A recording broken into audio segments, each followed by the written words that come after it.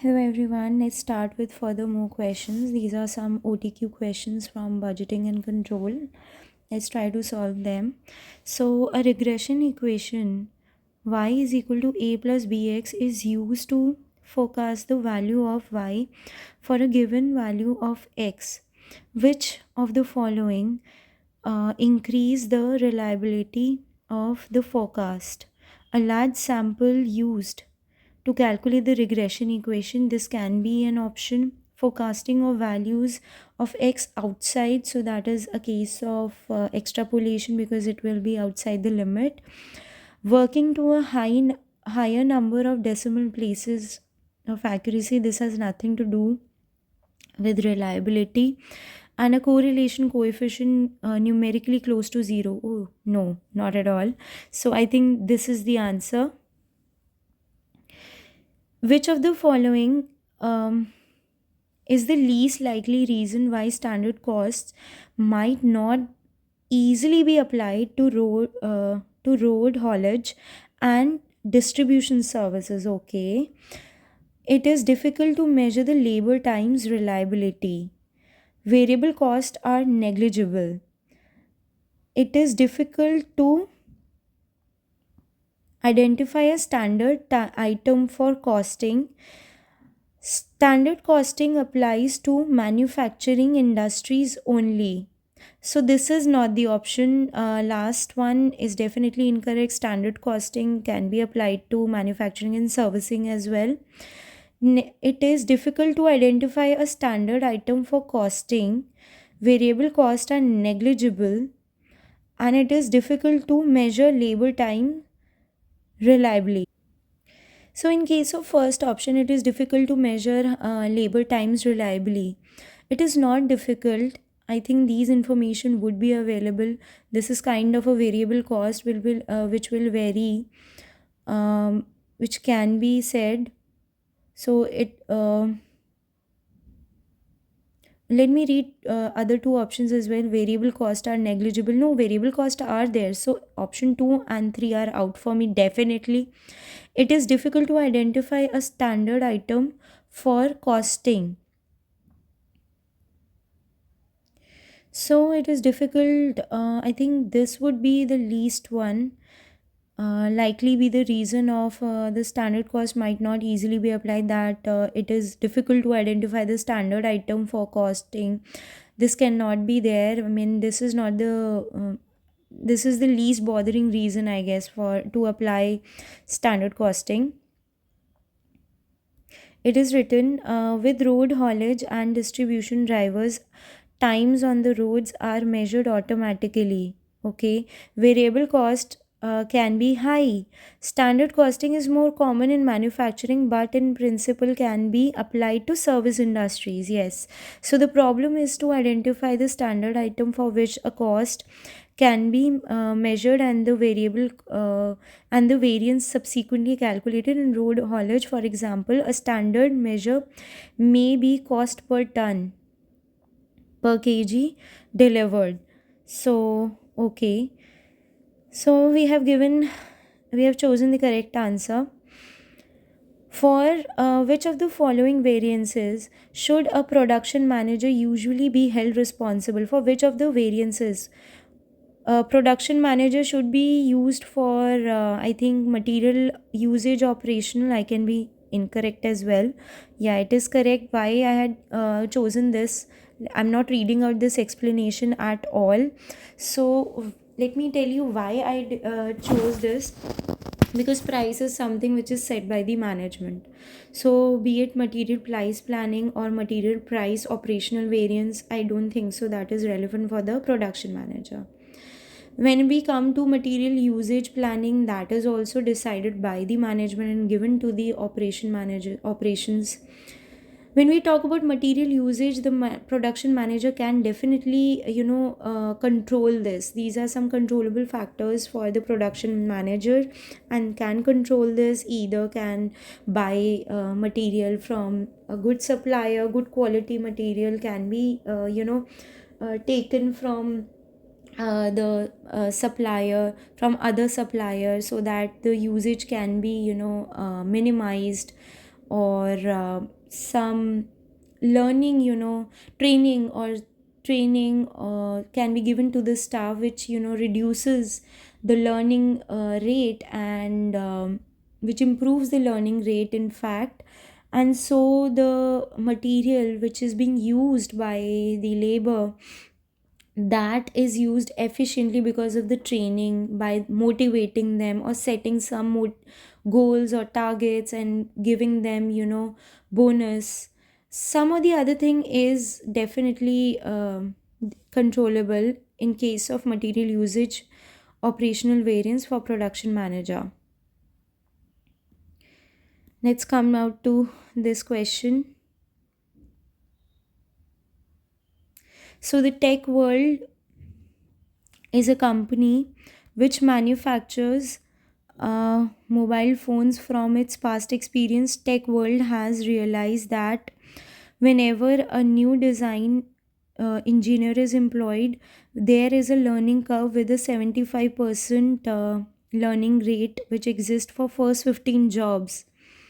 Okay, for first 15 jobs, your learning curve is 75%. A new designer has just completed the first job in 5 hours. Okay, at the beginning of the learning rate of 75%, the learning factor B is given to us as this. Now it is asking what is the how much time will how much time how long would it take the design engineer to complete the sixth job. So for this, what I'll do is I'll take the total time till the sixth job, total time taken by the labor till sixth job, and total time taken by the labor till fifth job. I will subtract the time taken for all six jobs and time taken. Um, I will subtract this time taken from all six jobs from the time taken from all five jobs, and the difference between both of them would give me the time taken for the sixth job. So let's start doing it. And Tech World is a company. Okay, so total time taken by sixth job. Okay, so for that, what I will do, I will use this formula. So A over here is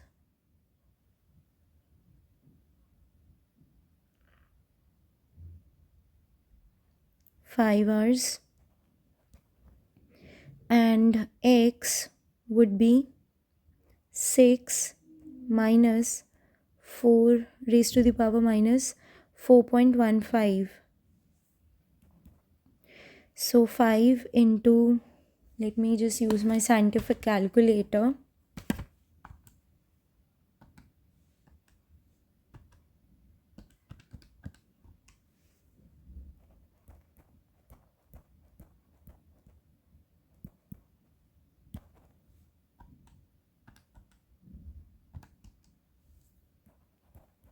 So the average time taken by the sixth job is this much. So what is the total time? 6 into 2.37704,408.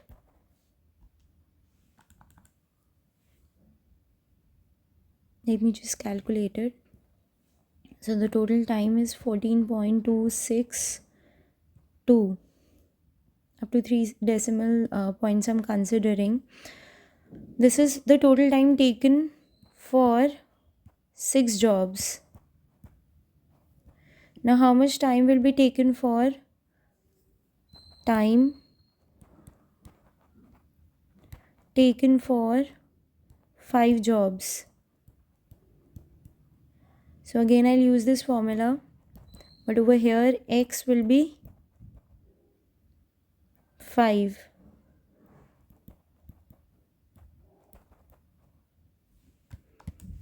So 5 raised to the power minus 4.15, 0.415.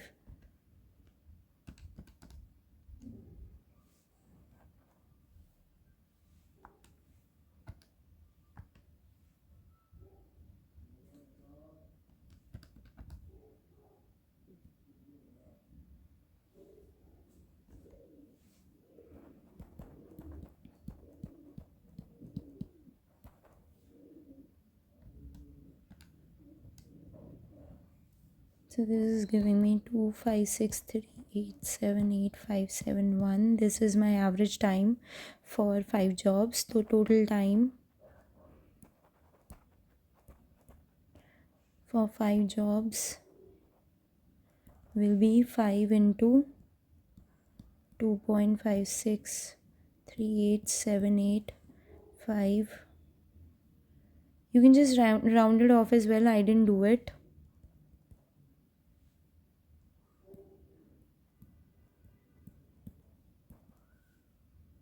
I just didn't do it because I wanted some accurate answers.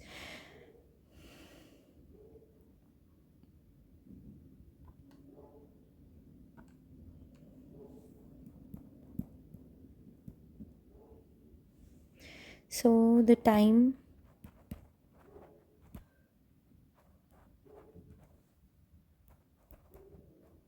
now the fifth job, 5 jobs. Yeah, the fifth job. Okay, yeah, we have to find that, right? What do we need to find? We need to find the sixth job. Sorry, time to be taken by the sixth job,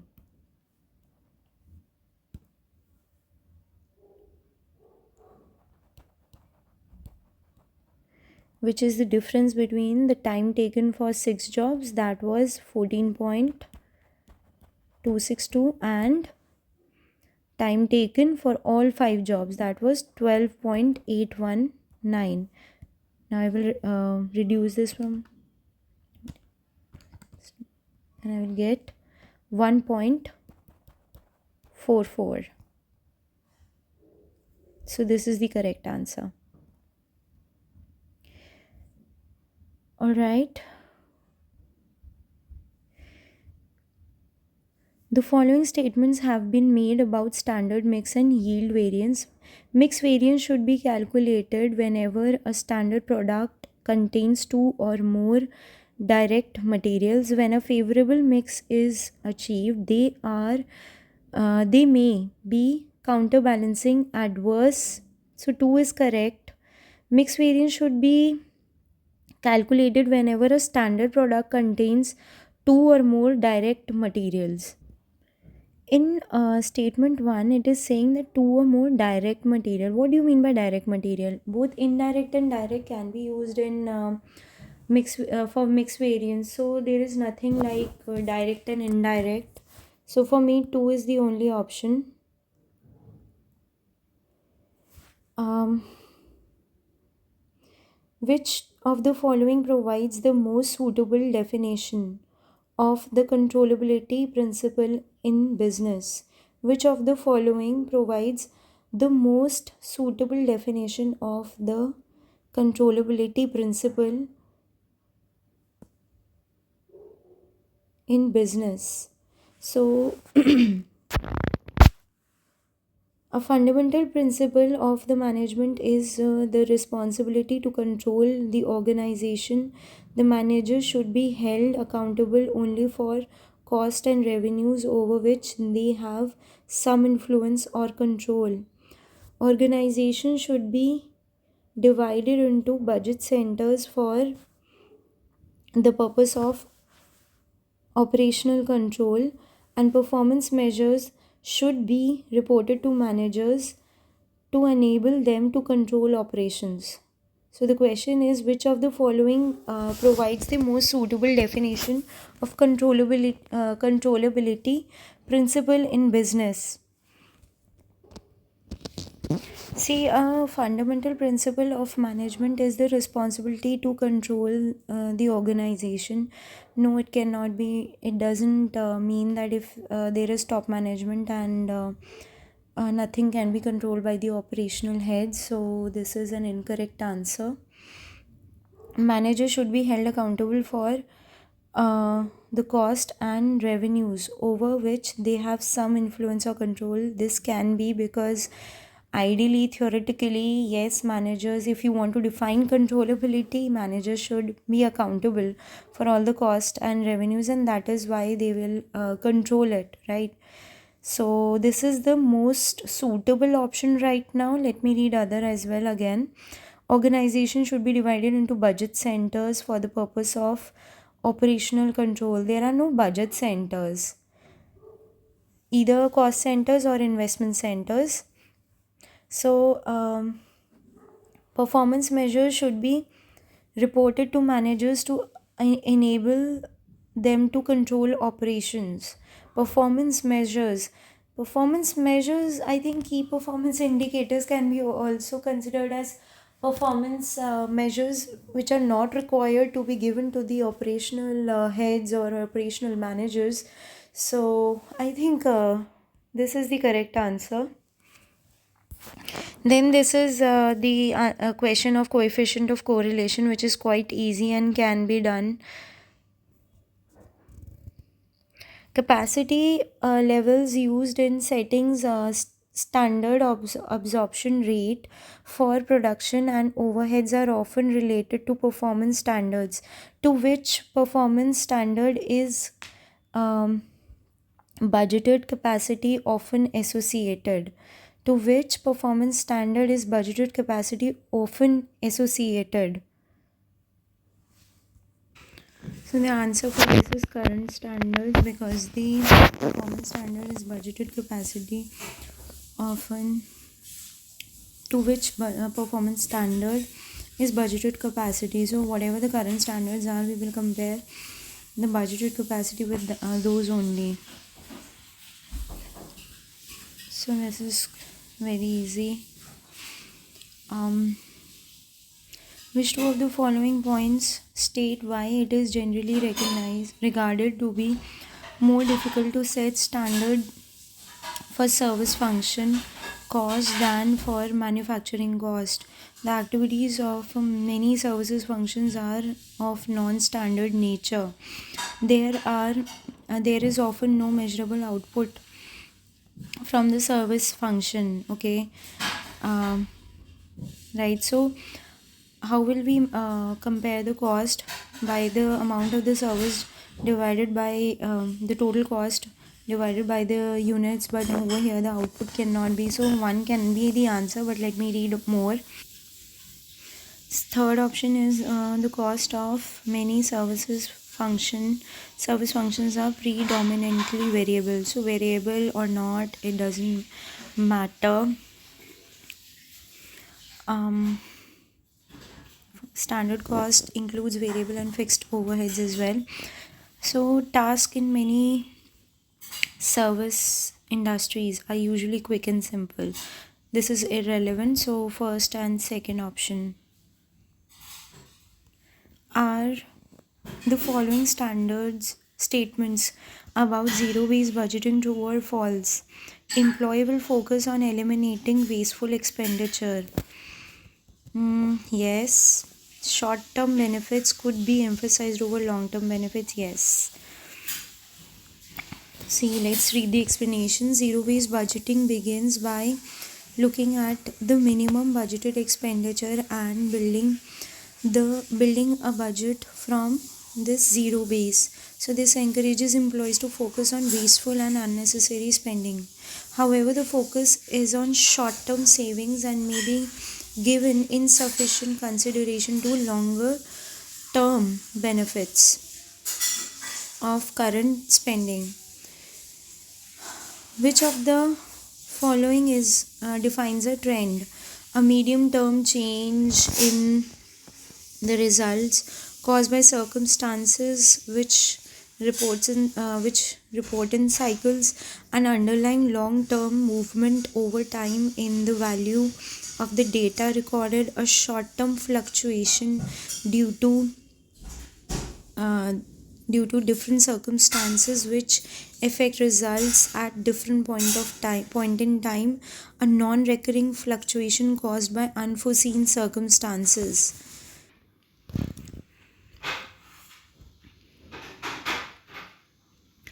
A medium term change in the results caused by seasonal variance.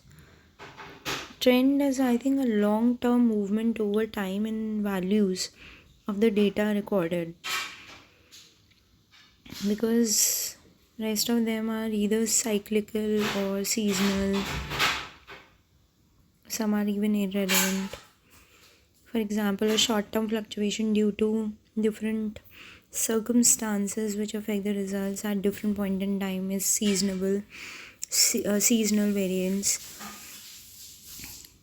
This can be cyclical, and third is some other. So I think this is okay. Yeah. Are the following statement about regression true or false? Exploration, extrapolation is inherently risky. I think yes.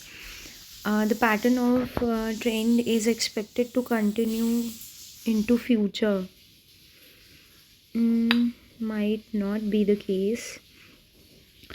The nearer in the future, uh, the forecast is far, the more unreliable it is. Okay.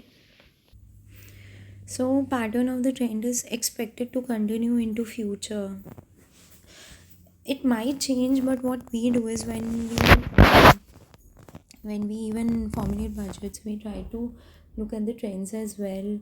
So trend remains to for forecasting purpose. I think trends, from that perspective, trends should remain fixed. They should not change. So they should continue. It is risky, definitely. It is outside the limit. So the nearer in the future the forecast is, the more unreliable it is. No, it is reliable instead.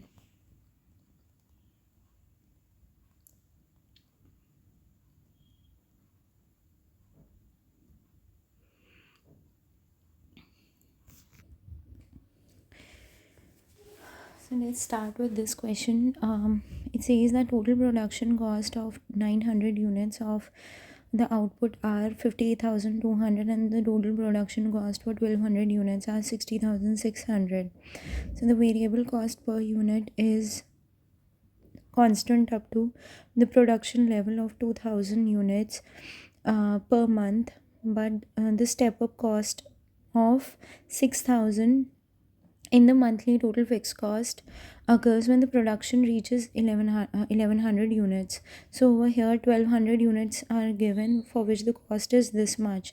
That means whatever the cost is for 1200 units, for 1200 units your total cost is 66,600, right? So 66,600, out of which there is a step up fixed cost. So why am I reducing this? Because it is 1100. When your production capacity will cross 1100, there will be a step up fixed cost, right, of 6000, and over here there are 1200, right? So for just 100 units I cannot say that my step fixed cost should be included in it. So I am excluding this amount, and hence my cost is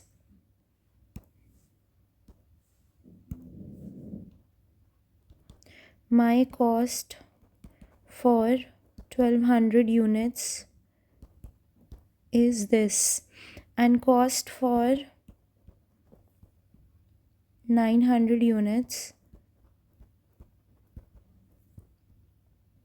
I have been given the cost as 58,200, right? So most probably we'll use high-low method for calculating the variable cost and fixed cost, and then I think fixed cost can be done Then, and what is total cost for 1000 units? So for 1000 units we'll be needing variable cost and fixed cost as well, and I think hilo method is completely fine.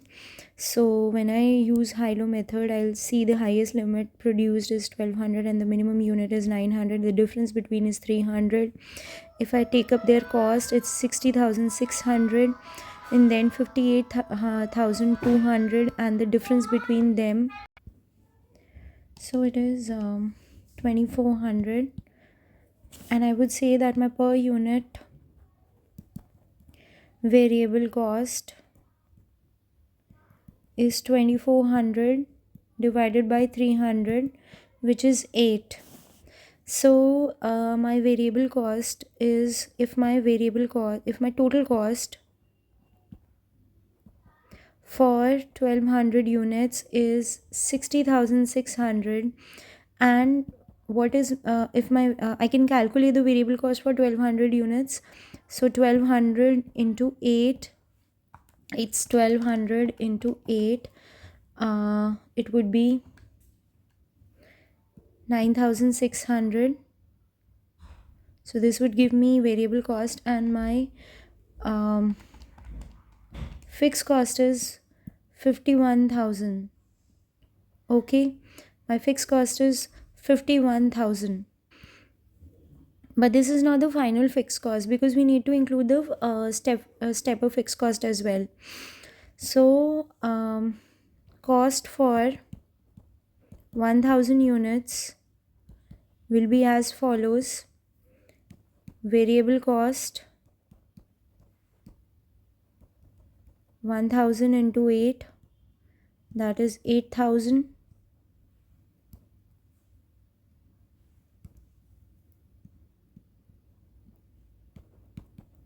Then fixed cost was already there. Stepper fixed cost, sorry, 6000 was already given. So 6000 plus 51,000.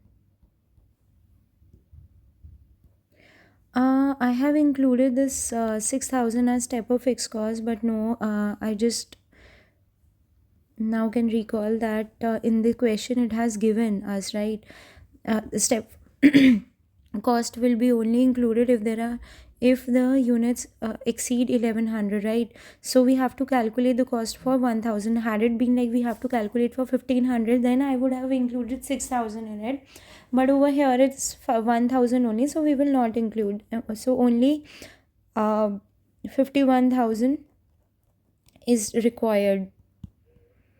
So my answer is 59,000. Let me see if the option is given or not. Okay, so we have to submit the answer. Let me see if it's 59,000.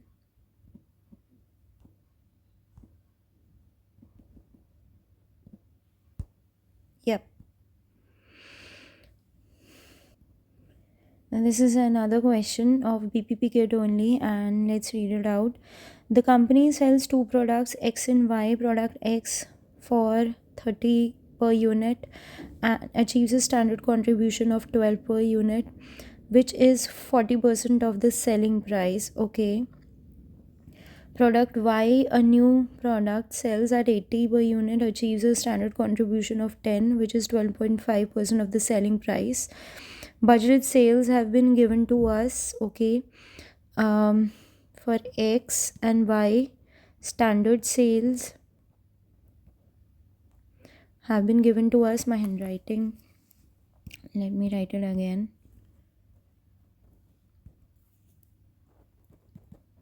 Standard sales X and Y, 5,000, 3,000. Budgeted sales are this, and they are saying the selling price for this is 30 and 12.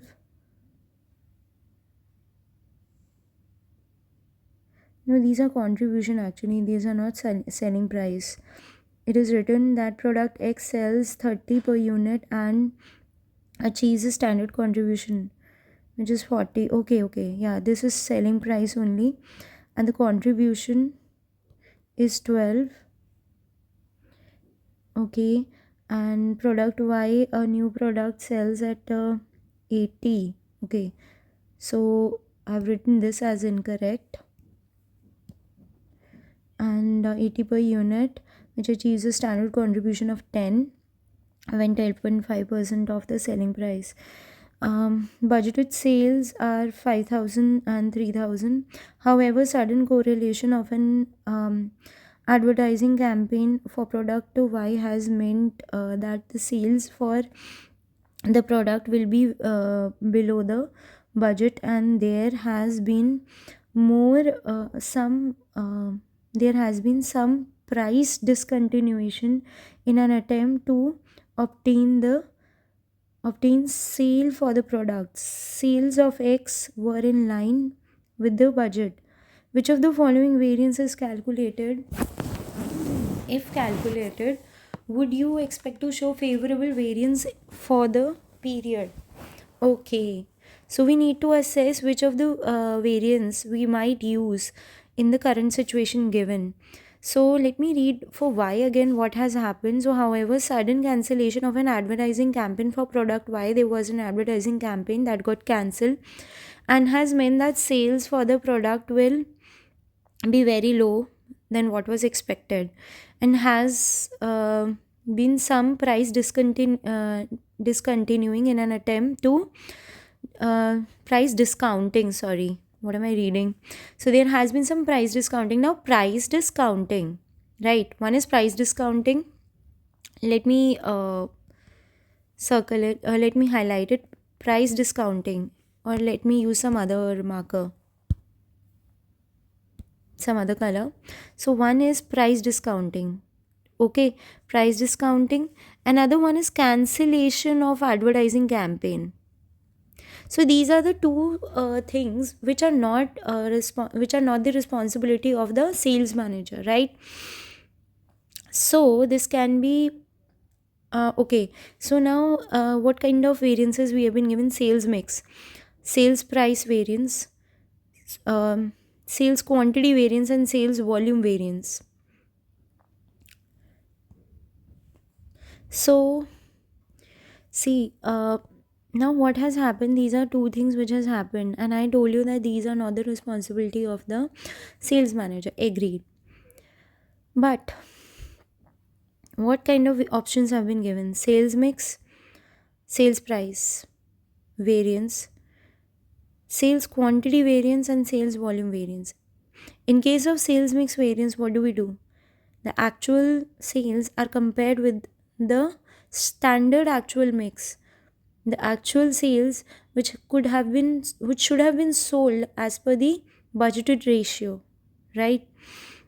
So definitely there can be an impact due to both the reason.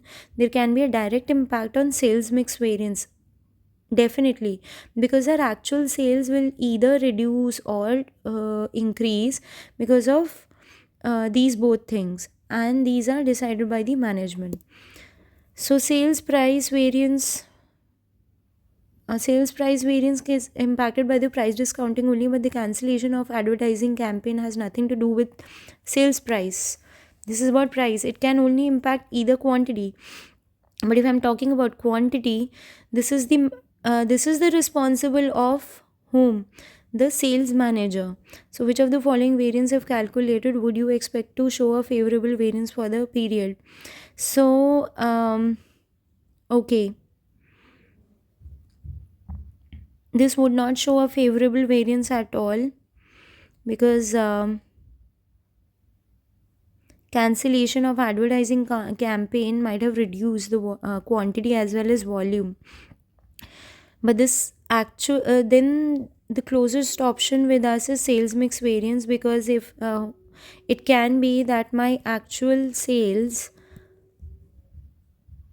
are more than the standard actual sales mix. So the actual sales mix can be more than the standard actual sales mix. And how do we calculate this standard actual sales mix?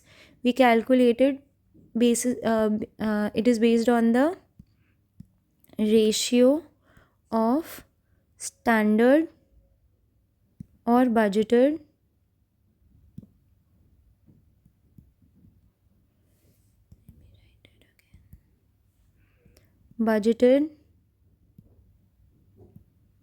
units, right? So sales mix variance is the closest option.